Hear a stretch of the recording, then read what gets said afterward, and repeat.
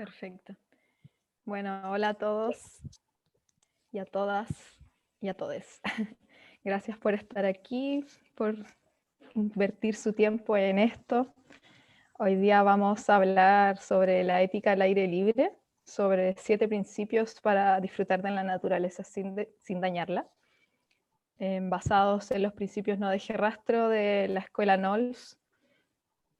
Y eso, me gustaría antes de empezar hacer una pequeña pausa de que nos relajemos, que estemos todos aquí presentes en este momento. Entonces los invito a que cierren sus ojos y visualicemos un lugar en la naturaleza que nos guste, en el que queramos estar, que viajemos a ese lugar. Entonces cerramos nuestros ojos, visualizamos este lugar y nos enfocamos en nuestra respiración.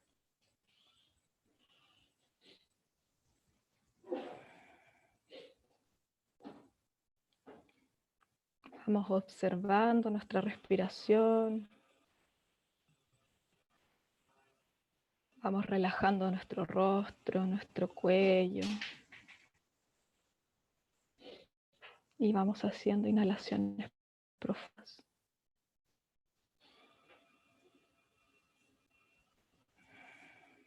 Y vamos botando el aire lentamente. Vamos soltando nuestro cuello.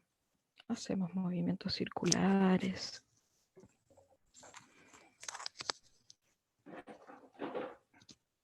Relajamos todas las tensiones del día.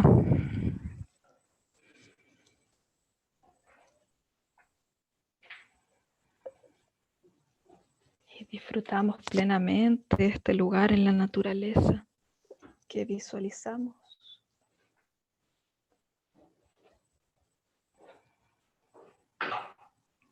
Podemos incluso visualizar sonidos, colores, lo que ustedes gusten.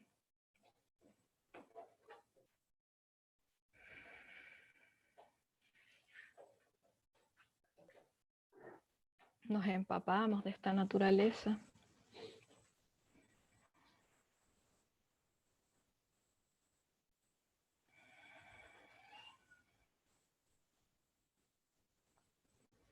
Movemos nuestro cuello por última vez, lentamente.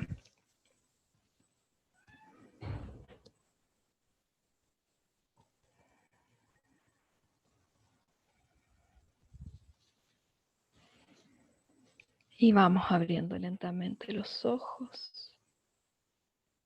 Vamos volviendo.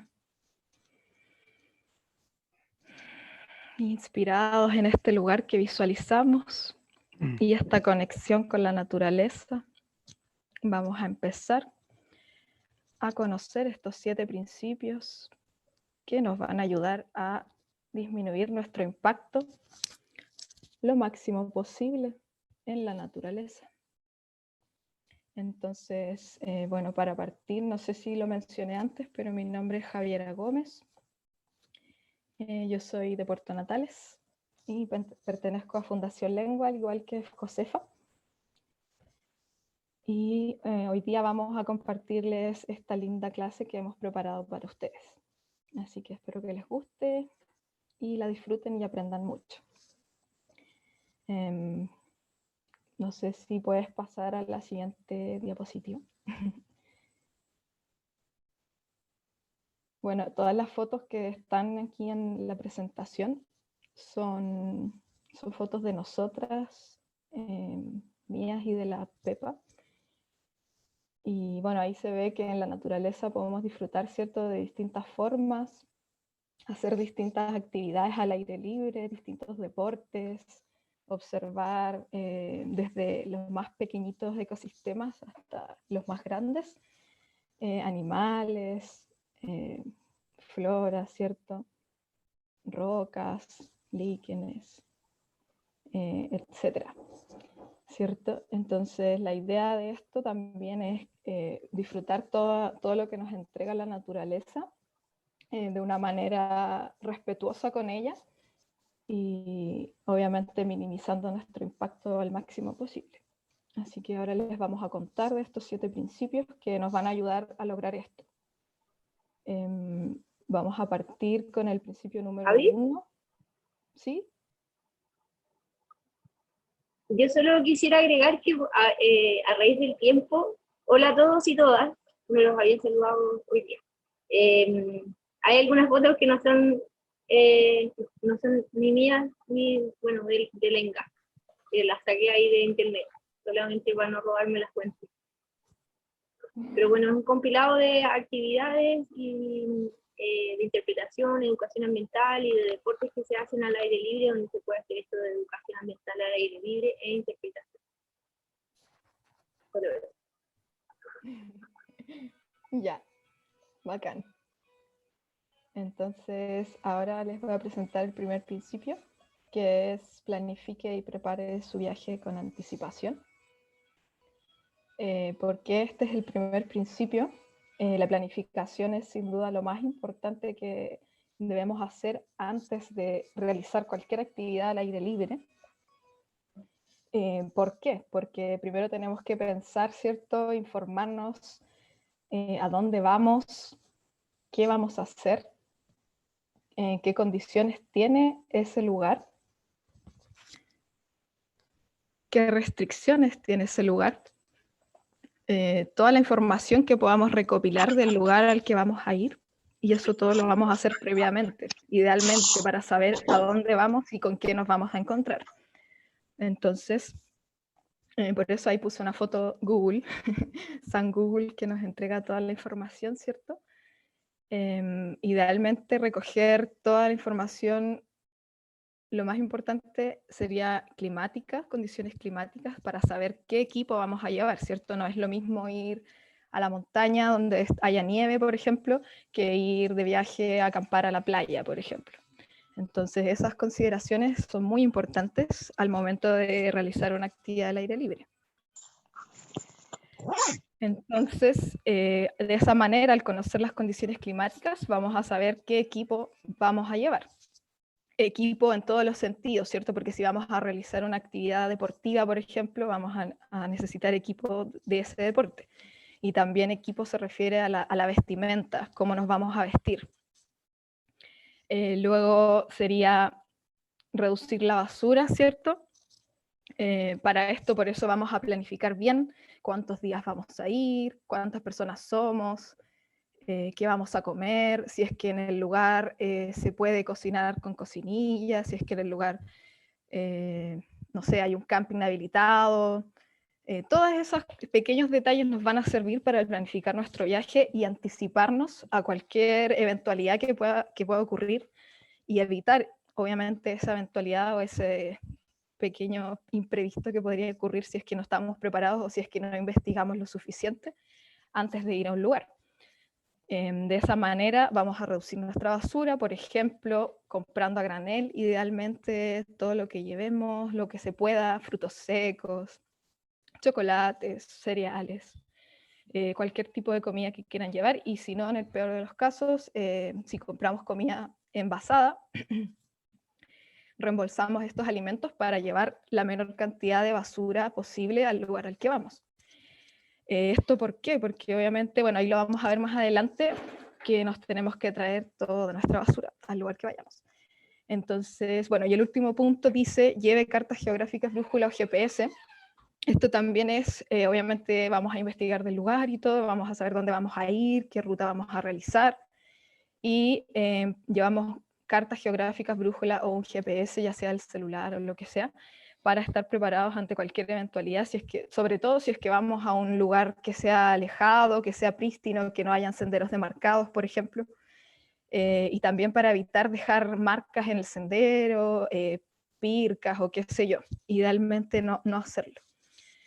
Vamos a continuar con el segundo principio, que es viaje y acampe sobre superficies resistentes.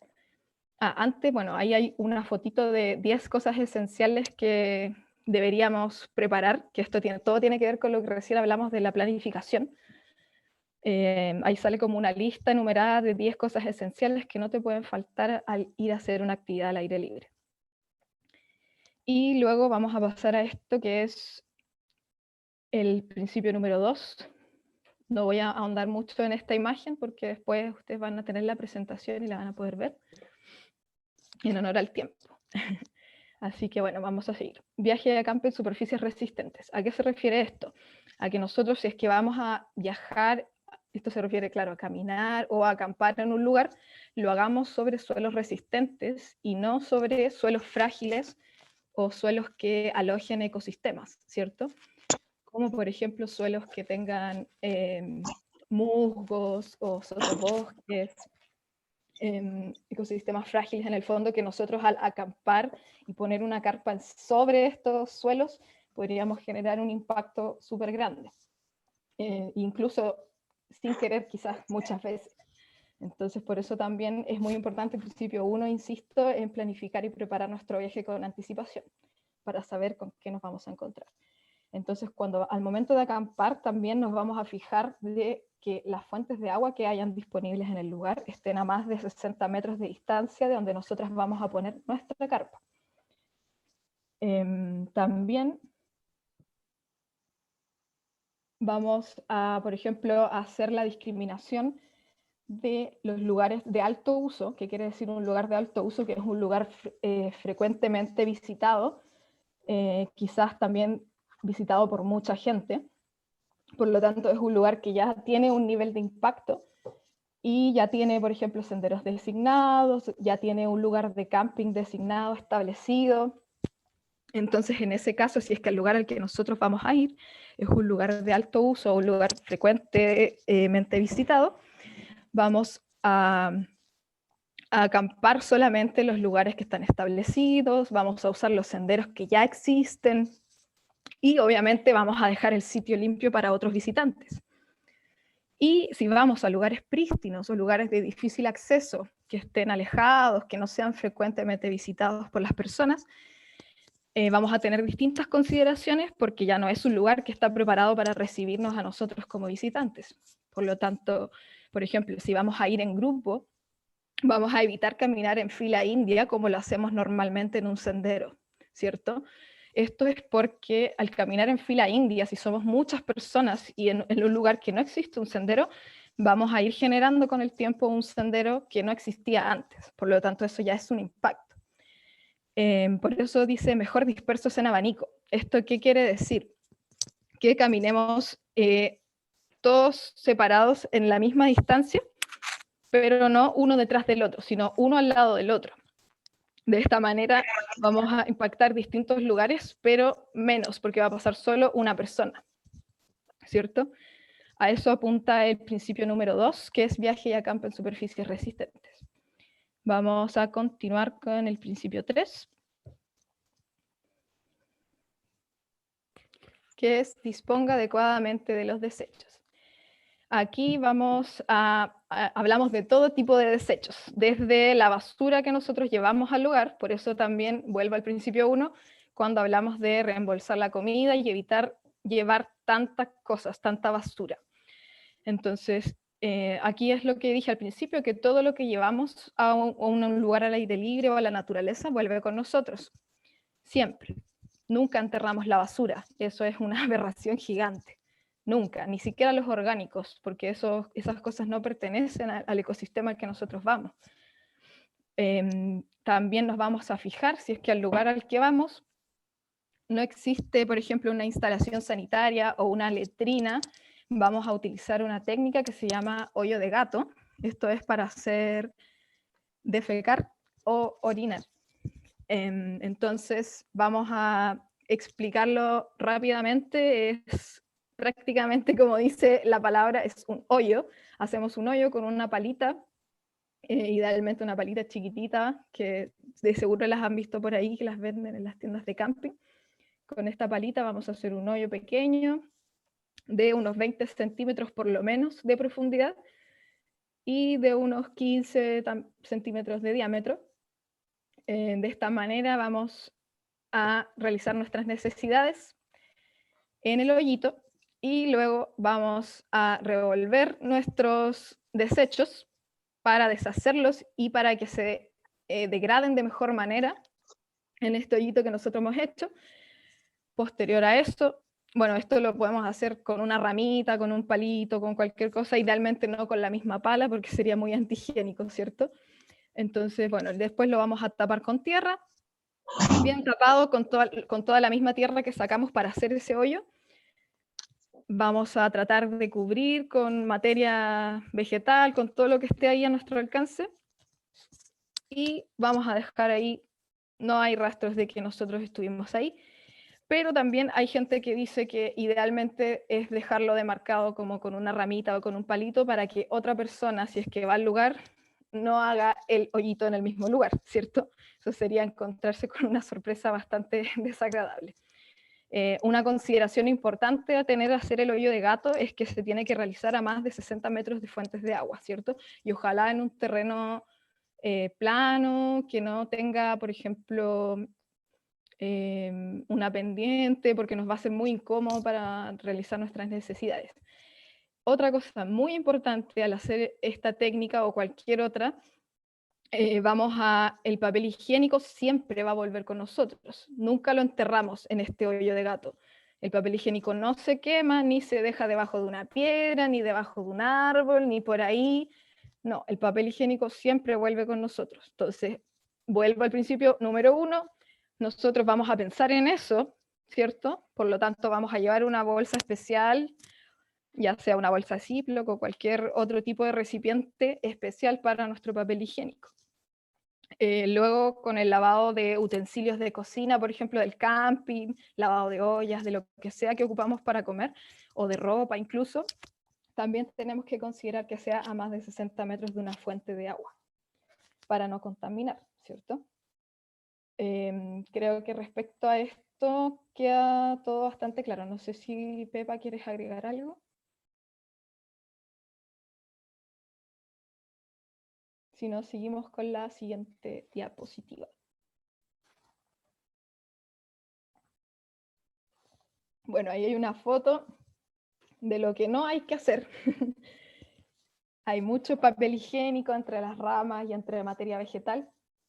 Idealmente eso no hacerlo. Eso es un claro ejemplo de falta de educación al aire libre. Así que por eso estamos aquí, para no replicar esos mismos errores. Luego, bueno, en esta diapositiva podemos ver ejemplos de baños secos y letrinas para el espacio al aire libre. Esto es muy común verlo en camping o en zonas de recreación, sectores de escalada, ya sean baños secos o letrinas. No sé si quieres agregar algo tú, Pepa, respecto a esto.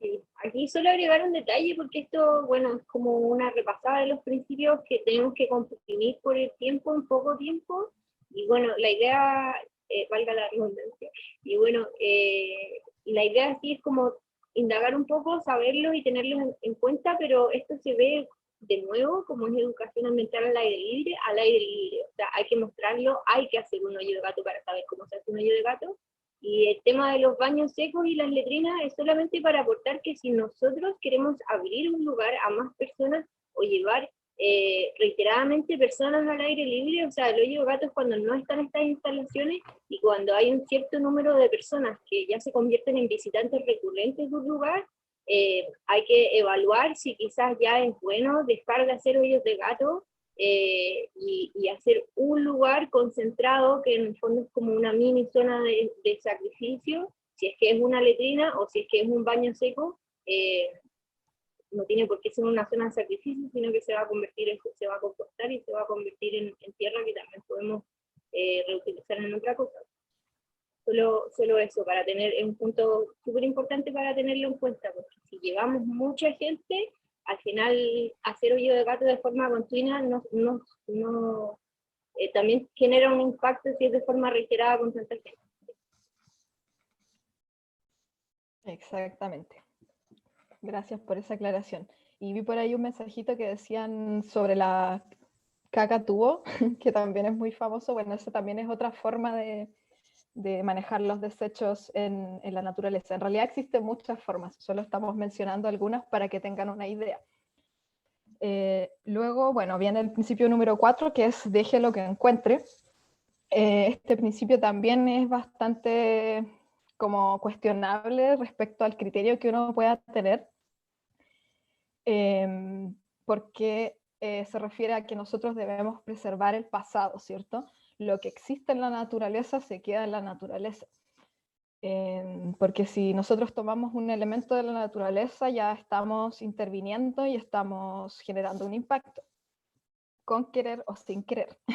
Entonces, si encontramos cualquier objeto natural de nuestro interés, que puede ser un fósil, puede ser una flor muy bonita, o puede ser cualquier otra cosa que nos llame la atención donde estemos, podemos examinarlo, podemos verlo, tomarle fotos. Siempre una foto es un mejor recuerdo que llevar esa cosa, sacarla de ahí, ¿cierto? Entonces a eso apunta este principio. Y en las fotos que vemos aquí podemos ver unas monites, podemos ver también un fósil de una lenca petrificada en un hielo milenario, el glaciar Grey, y también podemos ver una Alstroemeria patagónica, que son cosas muy llamativas que podemos encontrar, por ejemplo, aquí donde yo vivo, Parque Nacional Torres del Paine, en Puerto Natales. Así que hay muchas cosas en muchos lugares que son muy llamativas y muy bonitas que la naturaleza nos entrega. También vamos a apuntar a una cosa súper polémica últimamente, que es no introducir o no transportar especies que no pertenezcan al lugar, ciertas especies no nativas, como por ejemplo perros, gatos o cualquier otra mascota de carácter doméstico que no pertenece claramente al ecosistema donde nosotros vamos. Eso es también muy importante considerarlo, y como siempre vuelvo al principio número 1, por eso planificamos y averiguamos al lugar donde vamos, se permite o no se permite, de qué carácter es este lugar, es un parque nacional, es una reserva, es un monumento natural, etcétera. O es un lugar privado y el dueño me permite hacerlo. O sea, todas esas consideraciones las tenemos que tener. Por eso es muy importante el principio número 1, que es el que nos va a marcar la pauta de aquí en adelante con todos los otros principios que vayamos viendo. Y también el último punto que dice evite construir con los elementos disponibles. Idealmente, por ejemplo, no construir trincheras, canaletas o muebles incluso, que se ha visto por ahí al aire libre con troncos, piedras, cosas así. Idealmente deje lo que encuentre. Así de simple.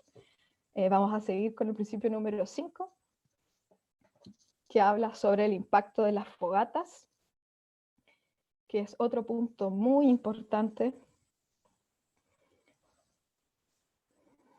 Por lo tanto, vamos a querer minimizar el uso y el impacto de fogatas.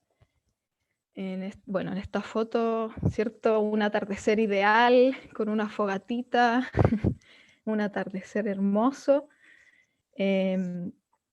Pero antes de hacer todo esto, vamos a pensar y a preferir el uso de cocinillas para cocinar antes que hacer una fogata. Y por supuesto, llevar linternas para alumbrar. En áreas de alto uso, que es lo mismo que habíamos mencionado antes, lugares muy visitados, si allá ya existe un lugar designado para hacer fogatas, vamos a usar esos lugares designados, no vamos a crear nuevas fogatas, nuevos lugares donde hacer fogatas, vamos a usar los lugares que ya existen. Y idealmente, si es que vamos a hacer una fogata y en el lugar se permite y está designado el lugar, vamos a tratar de recoger solo leña seca del suelo y no vamos a romper árboles por ningún motivo. Por favor, no hagan eso. Luego, bueno, si vamos a un lugar de bajo uso, que sea poco visitado, que sea un lugar prístino, alejado, vamos a utilizar la técnica de fogata en plataforma. Esto siempre y cuando sea estrictamente necesario, o sea, no sé, estoy en un lugar que estoy casi, no sé, mojado, con mucho frío, y ok, no me queda otra opción, voy a hacer una fogata, pero no es como que yo les esté invitando a hacer una fogata nombrándoles esta técnica de fogata en plataforma, que es básicamente así muy rápido, es poner un montoncito de tierra, idealmente como suelo mineral, arena o lo que sea que esté en esa tierra en el lugar, y ahí encima de esa plataforma de tierra que nosotros hicimos vamos a hacer la fogata. Luego que la fogata la apagamos y todo, se dispersa todo este montoncito de tierra y la fogata desaparece y no queda ninguna evidencia de que ahí hubo fuego, porque si llega otra persona después que yo y va a ese lugar y ve que hubo una fogata, obviamente lo invita a que también haga una fogata, ¿cierto? Entonces todas esas cosas las vamos a evitar. También vamos a tener en consideración, vuelvo siempre al principio 1, porque tenemos que informarnos del lugar al que vamos, qué condiciones hay en el lugar que vamos. Por ejemplo, si el lugar tiene mucho viento, va a ser muy riesgoso hacer una fogata. No sé si muchos han conocido lo que pasó aquí en el Parque Nacional Torres del Paine, que hemos tenido muchos incendios provocados por el humano, a causa de que aquí en la región de Magallanes existe mucho viento.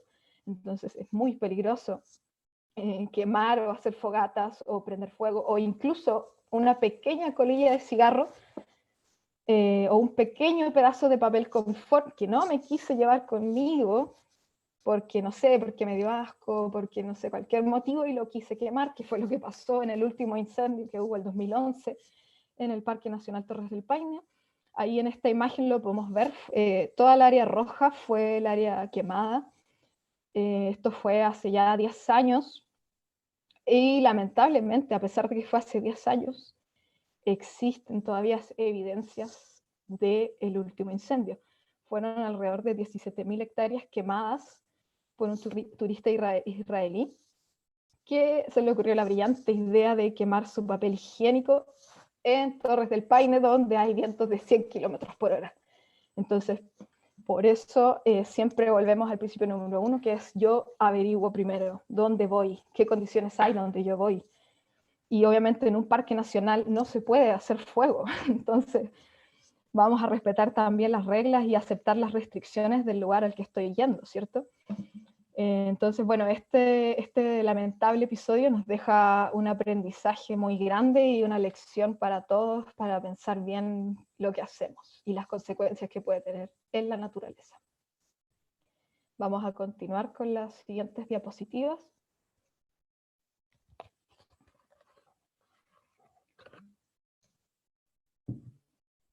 Sexto principio, respete la fauna silvestre. Quizás puede parecer muy obvio para muchas personas, es como obvio si voy a la naturaleza, voy a respetar a los animales que habitan ahí, ¿cierto? Porque yo soy un visitante más y ellos viven ahí, no yo. Entonces, claro, voy a ser respetuoso, si veo cualquier animal de cualquier tipo, voy a observar a ese animal desde lejos, manteniéndome en silencio, tratando de no molestarlo ni perturbarlo por ningún motivo. En las imágenes podemos ver un carpintero negro, un zorrito y un ñandú, que son animales muy típicos que se pueden ver en esta región, en la Patagonia. Entonces, nunca vamos a alimentar tampoco a la fauna silvestre. Eso es una aberración muy grande. Mucha gente piensa como, ¡ay, qué lindo! Le voy a dar comida. Debe tener hambre. Pero no, jamás debo hacer eso, porque al hacerlo voy a intervenir en los procesos de este animal. Este animal va a cambiar su conducta, va a decir, oh, es más fácil, me están dando comida, voy a dejar de, qué sé yo, cazar o cualquier hábito alimenticio que tenga este animal. Entonces eso es lo que yo no quiero generar en la naturaleza. Vamos a proteger a las especies en peligro de extinción. También puede parecer muy obvio, pero al haber mucha desinformación, no existe tampoco quizás conciencia porque no sabemos que esa especie está en peligro de extinción. Vamos a evitar el contacto con la fauna, idealmente en todo momento, pero aquí hacemos hincapié en los periodos de anidación, de apareamiento o de alimentación de las crías, ya que esos son periodos de los animales que son muy íntimos de ellos y muy importantes para el desarrollo de su vida, ¿cierto? Entonces vamos a evitar hacer estas prácticas en la naturaleza y vamos a respetar a la fauna tal y como es y cómo vive. Vamos a continuar con el último principio, que es considerar a otros visitantes. Aquí vamos a ser respetuosos con todas las personas que podamos encontrar en el área silvestre que fuimos, ya sea encargados de estas áreas silvestres o dueños del terreno al que fuimos, siempre vamos a mantener el respeto y también vamos a mantener nuestros ruidos al mínimo. ¿Esto qué quiere decir? Así súper directamente, no llevar elementos sonoros. Con elementos sonoros me refiero a radios, parlantes, que ahora último es súper común que la gente ande caminando, haciendo trekking, ¿cierto? Por los senderos con un parlante gigante de música. Entonces, o sea, si vamos a la naturaleza, ojalá preferir escuchar estos sonidos naturales que podemos, si ponemos atención y nos centramos en la naturaleza, como lo hicimos en el ejercicio al principio de relajación, vamos a encontrarnos con muchas sorpresas muy hermosas que podríamos encontrar en la naturaleza, muchos ruidos muy bonitos, muchas aves, muchos animales que habitan ese lugar. Entonces, si llevamos un parlante, claramente, o sea, si yo estoy tranquila en mi casa y de repente entra alguien con un parlante gigante, obviamente voy a quedar descolocada. Entonces también tenemos que tener empatía por ese lado. Y también tomamos descansos o acampamos fuera y lejos del sendero. Pasa mucho y es muy común para la gente que hace trekking, por ejemplo, vamos en un sendero y me canso y paro en la mitad del sendero, tiro mi mochila en la mitad del sendero, pero resulta que vienen más personas atrás también. Hay más personas, más visitantes en este lugar y eso también yo lo tengo que considerar. Entonces también tengo que tener empatía con eso y considerar que hay otras personas. Por lo tanto, yo me voy a alejar del sendero para tomar mi descanso y no voy a estorbar a los otros visitantes. Sigamos con la otra diapositiva.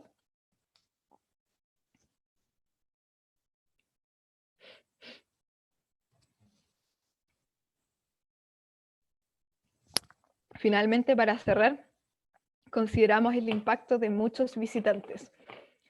Hay lugares que son fuertemente impactados porque van muchas personas. Entonces, como lo que decía la Pepa con respecto al hoyo de gato, si es que vamos a un lugar y hay muchas personas que van y muchas personas que hacen un hoyo de gato, quizás sea mucho menos el impacto si es que hacemos un baño seco o una letrina en ese lugar. Entonces, son todas esas cosas las que tenemos que considerar antes de realizar cualquier actividad al aire libre. Por lo tanto, vuelvo al principio número 1, que es el más importante y el que nos va a dar la pauta a seguir en adelante con los otros principios, ¿cierto? Sigamos con la otra diapo.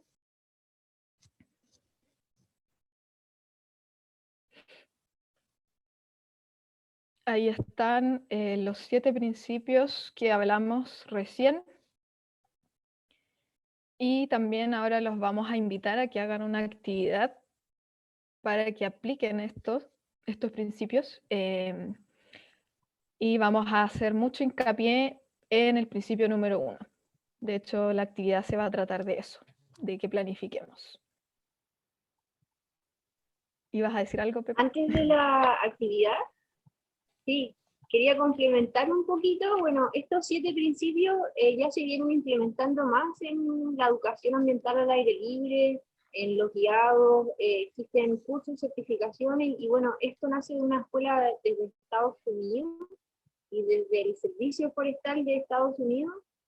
Empezó a hacer ruido ya en los 60, 70 en las áreas silvestres protegidas, porque cada vez iban viendo más visitantes y que estas zonas que se pensaron, en el caso de Estados Unidos, como zonas prístinas, donde el humano no lo tocaba, donde no estaba la presencia humana en el desarrollo humano, estaban siendo ahora impactadas con la presencia antrópica, con otro tipo de impactos que quizás no corresponden a la industria, pero que pueden ser muy, bueno, de alto impacto también, considerando que son zonas que se habían conservado durante mucho tiempo.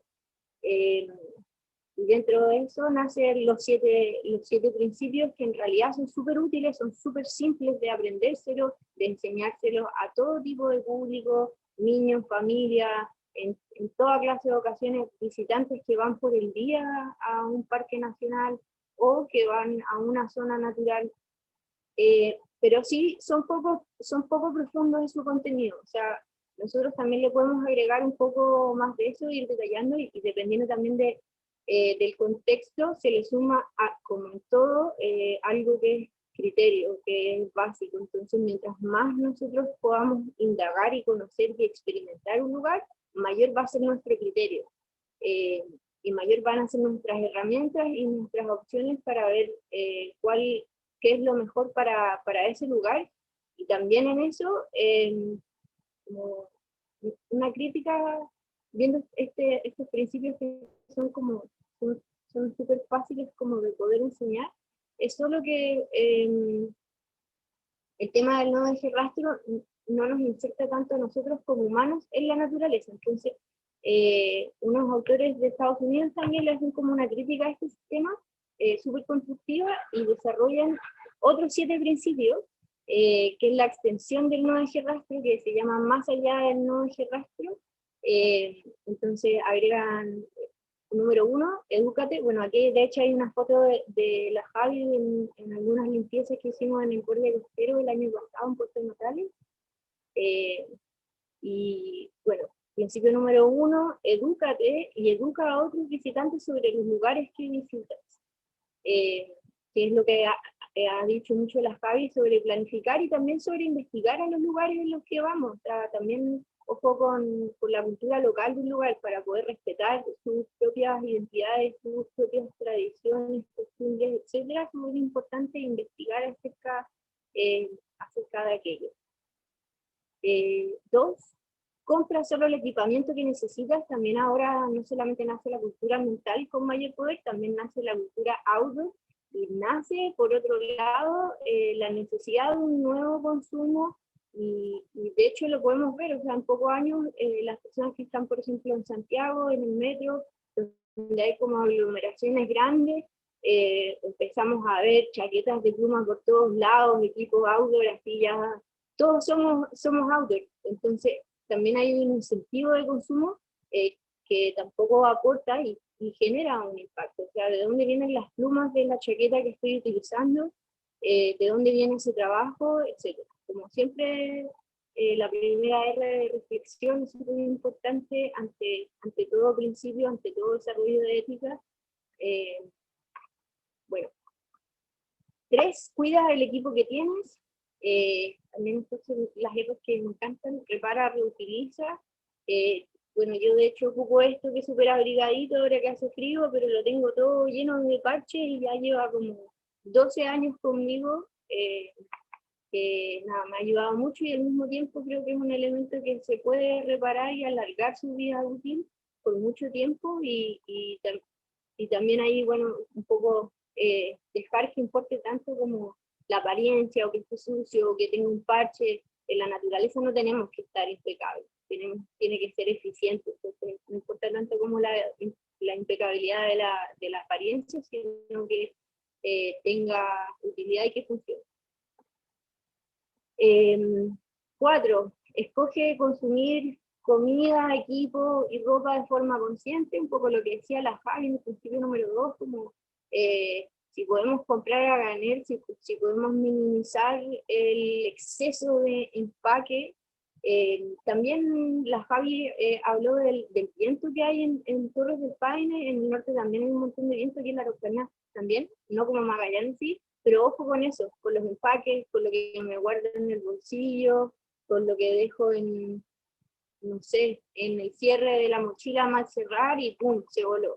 Súper cómodo. Y termina todo en algún rincón. Imagínense en medio de un glaciar o en medio de lugares que en realidad están súper bien conservados de este impacto antrópico. Entonces, mientras menos envase, menos probabilidades tengo de que por accidente se me pueda volar algo y impacta, porque sucede. Por muy cuidadosos que seamos, sucede que las cosas se vuelan.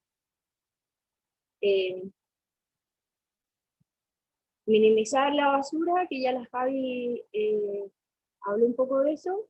Y 6, reducir el consumo de energía también. Yo creo que eso es lo más bonito de poder hacer educación ambiental al aire libre, poder enseñar lo que es vivir simple, vivir con menos, vivir con poca calefacción, pasar frío y empezar a sentirse también como fuera de esa zona de confort, y pasar frío y disfrutarlo igual. Perdón, tengo una cámara horrible que cambia de color. como si estuviera, no sé, no sé, pero no. Bueno, reducir el consumo de energía, también el peso, las cosas como que estamos tan acostumbrados también a que si quiero un chocolate voy y lo compro, y cuando estamos arriba en el cerro lejos, bueno, por eso planifiqué la comida que traje y esto es lo que tengo que tener, y si quedo corta de comida es lo que hay, ahí tendré que arreglármelas por mi cuenta o salir a cazar.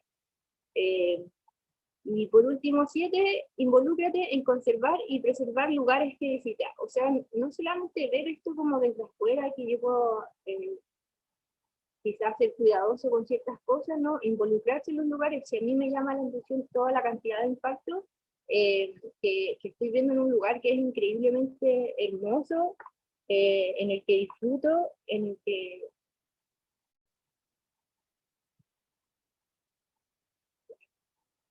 Bueno, al menos se escucha, tengo una cámara que está muy buena, disculpen. Y bueno, involucrarse, yo creo que por un lado está la experiencia de acercarse a la naturaleza, de ser parte, y lo que nos falta, como en todo, es involucrarnos responsablemente en conservar los lugares que tanto queremos. O sea, no podemos infinitamente ser hijos de esta naturaleza y disfrutarla y pedirle que nos entregue un montón de cosas y no dar nada a cambio. Ahora que nos toca también ser más consumidores, que nos toca a nosotros entregar y aportar y dejar una huella, pero que sea positiva.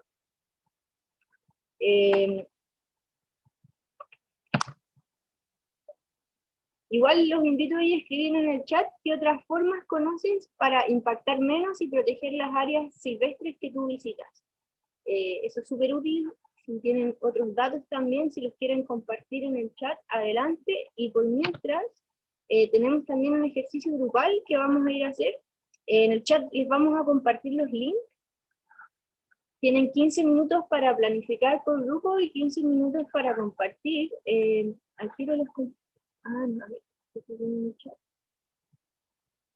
comparto los links, no sé si están.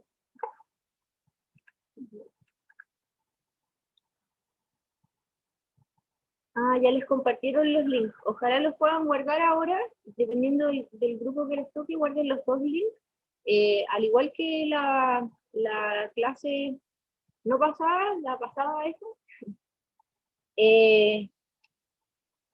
están divididos por grupos porque son mucha gente, entonces no da que todos se metan en un mismo Word. Así que el primer enlace será para los grupos del 1 al 11 y el segundo enlace para los grupos del 12 al 22. Si lo pueden abrir por su cuenta igual, ahí están las instrucciones. Les damos 4 opciones de salida programadas al aire libre en distintas zonas a lo largo de Chile. Deberán elegir por grupo una de las 4 opciones y armar una planificación simple, a grandes rasgos, de aspectos esenciales a tener en cuenta de forma previa que nos permitan acampar y disfrutar de las actividades planificadas. Como les digo, tienen 15 minutos para la planificación, y datos relevantes para tener en cuenta para armar la planificación es el clima, la geografía, el equipo material, el equipo humano y la seguridad. Y marcados en naranjo tienen las 4 opciones. Que una es una salida de mountain bike, de bicicleta a los alrededores de San Pedro de Atacama. También ahí tienen algunos datos de actividades como que se gustaría hacer con este grupo, tiene un público objetivo, luego, no sé, campamento y trekking en las cuevas del Manzano, eso es en el Cajón del Maipo. Si no lo conocen, también tienen un enlace ahí para que lo vean. 3, visita el Santuario del Caño, Pucón, región de la Araucanía. Y luego la 4ª opción, Sendero Cabo Flowers, de 7 días, un trekking de alta demanda en Punta Arenas. Así que ahí tienen las 4 opciones, y ustedes con el grupo que les toque, que ahora les vamos a llevar a las salas grupales, tienen que decir cuál de las 4 quieren. Eso, podemos ir a las salas si es posible. Sí, quedó muy cortado.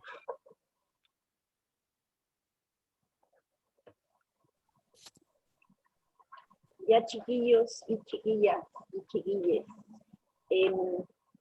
Espero que les haya ido bien, nunca hay tiempo suficiente. Y los invito por grupo a poder compartir sus experiencias con la tarea de planificación. Antes de hablar, sí, si pueden levantar la manito, quien quiera conversar sobre el lugar y la planificación que estuvieron discutiendo, o cómo fue la experiencia ahora en el grupo. Geraldine. Hola, yo estaba en el grupo 14 con, creo que Pingüino se llamaba, con quien estaba trabajando.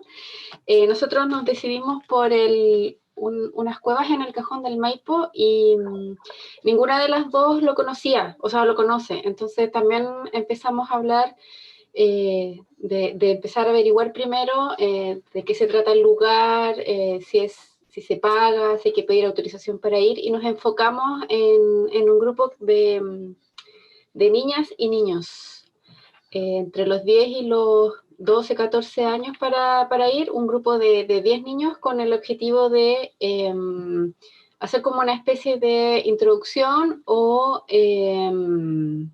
un acercamiento a estar como en la naturaleza acampando. Entonces teníamos una clasificación, no la tengo acá, que estaba en el Word, donde estábamos distribuyendo, por ejemplo, los horarios en que salíamos. Estábamos pensando como el Cajón del Maipo es como un lugar semicordillerano o medio cordillerano. Ir en verano por el clima, y como vamos en verano y ahí el calor es fuerte, entonces tomar todas las precauciones de la insolación, de la deshidratación. También ver el tema de cómo iríamos a acampar, cuántas carpas necesitaríamos. Nos distribuimos así como 3, 3 y 3, iríamos 3 adultos con estos 10 niños. Considerar el vestuario ideal para estar ahí, que en el día se hace calor, ir con ropa liviana, pero en la noche como bajan las temperaturas, y considerar abrigo. Estábamos viendo también como la alimentación, como las actividades que íbamos a hacer, y cómo empezar a dividir tareas, porque son niños, no, pero no son tan pequeños, entonces igual como que participen en armar las carpas, en ayudar a preparar los alimentos, etcétera. Y como está cerca el pueblo de San José, creo que se llama, también hacer como un circuito medio turístico ahí, donde ellos puedan a lo mejor llevar un recuerdo, algo así como comprar como alguna artesanía. Eso principalmente, no sé si se me quedó algo. Gracias, Geraldine. De ahí hacer como un alcance nomás, que salían como las fechas, ustedes lo movieron igual súper bien, como preparándose hacia al verano, pero justo era como lo único, creo que estaba como planificado en invierno, como ahí con qué pasa si queremos acampar en invierno. En el caso de la zona central el clima ha ido cambiando tanto que hoy en día en verdad es súper llevadero acampar. En invierno, de todas formas, siempre hay que revisar el informe meteorológico, siempre, en cualquier lado, incluso en San Pedro, donde no llueve nunca, podemos ir y que nos toque el día de lluvia. Y bueno, la preparación para el frío, que también es como parte de la seguridad que hay que tener en cuenta. O sea, cómo tienen que ir los niños vestidos o para acampar, para no pasar frío, que es algo súper vital en el caso de invierno, que ustedes lo planificaron en verano. Y eso, si vamos a un lugar que no conocemos también, si podemos colaborar y guiarnos con alguien que sea de la zona, con un guía local, mucho mejor. Si no es así, hay algo que se llama scouting, que es ir a reconocer el lugar antes de llevar a los niños o antes de llevar al grupo donde vamos. Súper importante. Si no conocemos el lugar, entonces vamos a tener que planificar ir una vez. Si esa una vez no podemos reconocer el terreno a la primera vez, ir 1, 2 o 3 veces. Le doy el pase a Luke. Hola, sí, quería, aprovechando que con Gabriela Pasos, que fuimos grupo, escogimos la misma salida que habló recién Geraldine. Entonces, nosotros lo pensamos más o menos para 8 niños, para complementar algunas cosas y no repetir. Lo pensamos como para 8 niños también, que ellos habían dicho 10, y pensamos que tenían que ir sí o sí por lo menos dos guías, o sea, 2 adultos que estén a cargo de de la salida, por la cantidad de niños. Como pensar también en una relación entre los niños y la cantidad de adultos, ¿cachai? Si fueran a lo mejor 20 niños, teníamos que pensar en 4, etc. Y sobre la fecha, claro, como ahí decía en julio, eso también como que genera un filtro en cuanto al equipamiento de ropa, porque estamos a fines de junio y seguramente ese lugar ahora, o sea, ahora ese lugar está con nieve, por la nieve que cayó anoche. Entonces ahí ya te filtra, tienes que sí o sí tener el zapato adecuado que sea impermeable, en general a lo mejor unas polainas de nieve, ropa en general ojalá impermeable, porque hay nieve y está haciendo mucho frío en ese lugar en este momento, y pensar en julio lo más probable es que también esté con esas condiciones. Así que eso quería complementar a la salida de las cuevas del Manzano. Súper, gracias, Luke. ¿Alguien que le haya tocado otro lugar que quiera comentarlo? ¿Quiere hacer un comentario? Ahí levantó la mano Carlos González. Hola, sí, ¿qué tal? Sí, la verdad es que yo llegué un poquito más tarde a la reunión, pero pudimos hablar respecto de las cuevas del Manzano en forma hipotética, porque actualmente están cerrados los accesos para ir. Sin embargo, para ir en julio, hay alta probabilidad de que arriba en la cumbre, donde están las cuevas, exista nieve. Por lo tanto, estamos hablando ya de una experiencia en alta montaña. Y al hablar de alta montaña, hay que tomar las medidas preventivas necesarias, ¿cierto? Es muy arriesgado ir a la alta montaña con chicos que primera vez van al cerro. Entonces, independiente de todas esas precauciones que se deben tomar, ¿cierto? Y que son bastante arriesgadas, pensamos creo que lo mejor no era llegar a la cumbre por las dificultades que esto presenta. Sin embargo, la idea era repartirnos el trabajo entre tres monitores o tres guías, ¿cierto? Por así decirlo, por ponerle algún nombre, con cada uno tres alumnos. Y en el lugar tenemos el bosque esclerófilo, ¿cierto? Tenemos un sotobosque bastante rico, con especies endémicas, que permiten hacer una sensibilidad respecto de la importancia del bosque que hay acá, ¿cierto? Y que también sería muy bonito poder ver esta misma situación en verano, porque hoy día las situaciones de sequía que está afectando a esta zona es bastante importante, y estas especies están como decayendo, ¿cierto? Se están secando. Hoy día ya este bosque no es tan verde como es antes. Yo se los digo porque eso está al frente de mi casa.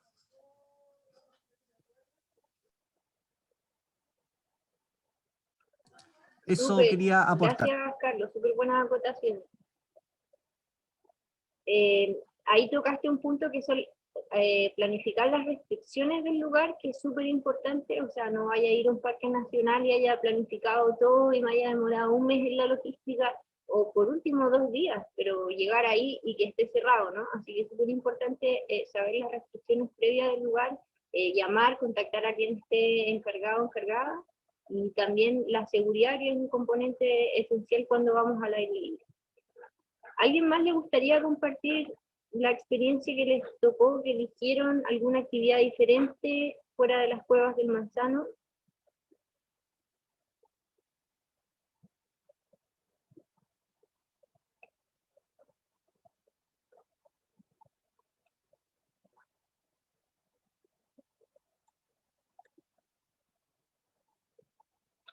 ¿Alguien que haya elegido San Pedro de Atacama o la Araucanía?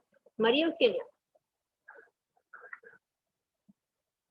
Hola, mira, nosotros en realidad casi no alcanzamos a trabajar en el grupo, pero un poco pensando en mi experiencia personal, yo nunca he estado en San Pedro de Atacama, pero sí he viajado a otros lugares con altura, Y me parece que un punto súper importante es tener un día por lo menos para adaptarse a esa altura.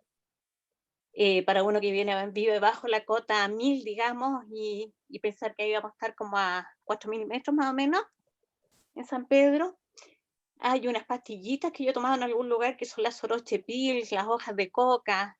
Entonces es un día extra, al margen de los circuitos que vamos a recorrer. Lo otro que yo hago siempre también cuando salgo es averiguar las condiciones, la infraestructura que tiene el lugar para ir con lo mínimo de lo mínimo, por ejemplo, en cuanto a comida. En la comida llevar cosas deshidratadas, básicamente.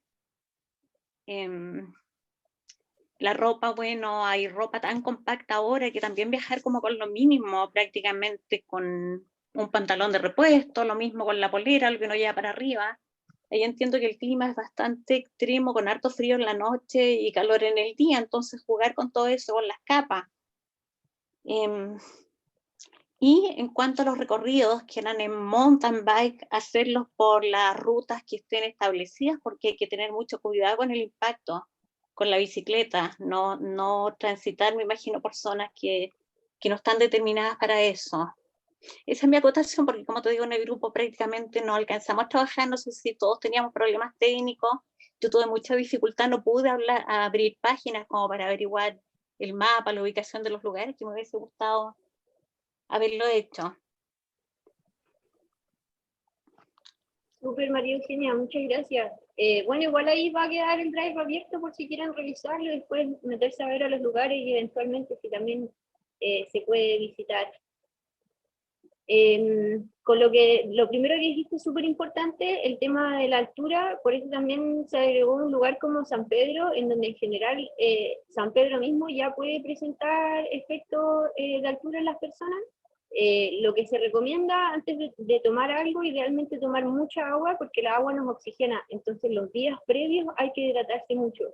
Y estando ya en lugares como San Pedro, si tengo actividades planificadas, lo que dijiste es ideal, o sea, mientras más altura tenga, no llegar a San Pedro e ir al tiro, no sé, a Laguna Miscanti Minica, que estará sobre los 4000 metros de altura.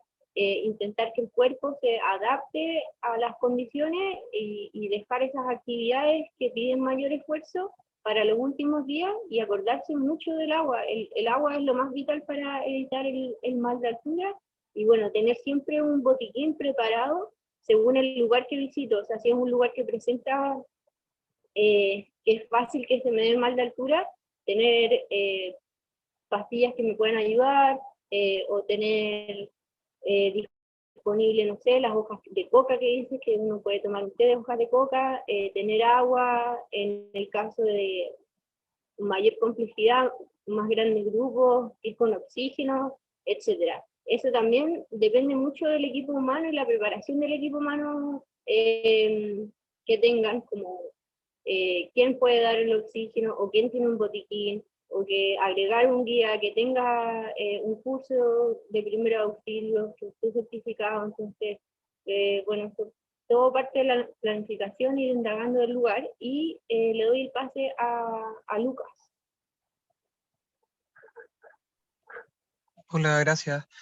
Creo que igual quedan poquitas cosas que, o sea, dentro de mí al menos, y lo que estoy hablando como poco que destacar de diferente, creo que podríamos hacer como hincapié un poco, nosotros pensábamos en el santuario en el Cañi, que es otra opción que nos han señalado, y hablábamos un poco como de lo importante de la gestión también, y no solo de la planificación. O sea, una cosa es como que ya pensemos, ya vamos a ir para tal lado, tantas personas, sacar cuentas y todo, pero también es importante, hablábamos como la gestión, es decir, como contactar a las personas, no sé, para los guías turísticos de la zona, contactar a las personas especializadas que vayamos a requerir, dependiendo de la actividad. Nosotros pensamos, por ejemplo, en escalada y en kayak, y también como íbamos a ir estaba planificado, al menos como de base, ir a un camping y actividades de fogón, por ejemplo, en la noche, decíamos, chuta, de pronto también contactar a alguien que sepa de mitología local y tener esos contactos como hechos y todas esas gestiones listas y no estar como ahí solamente llegando al lugar de una y solamente contar con las ganas, entre comillas, de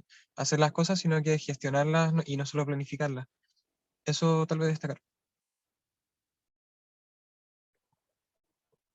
Super Lucas, Sí, muy importante, muchas gracias. Igual dentro de esa misma gestión y en la parte de seguridad es súper importante saber qué pasa en caso de accidente.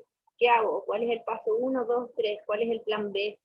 ¿A dónde voy a llevar a esa persona? O sea, si yo voy a un lugar como San Pedro y no lo conozco, tengo que adelantarme averiguando en qué lugar está la posta más cercana, el hospital más cercano, en caso de que sea una emergencia, qué tan lejos me queda del hospital. Y en eso también, bueno, esta misma escuela que comenzó como dictando el tema del no deje rastro, hoy en día hay diferentes organizaciones y empresas que dan el curso, pero también se habla mucho al aire libre del curso WFR, que es un curso especializado para zonas agrestes, y ahí es que hago cuando en verdad no puedo llevar a una persona al hospital, ni tampoco puedo llegar a alguien a asistirme, un profesional, a asistirme rápidamente en caso de emergencia. Entonces, estos son datos súper importantes a tener en cuenta. No sé si la Javi quiere agregar algo.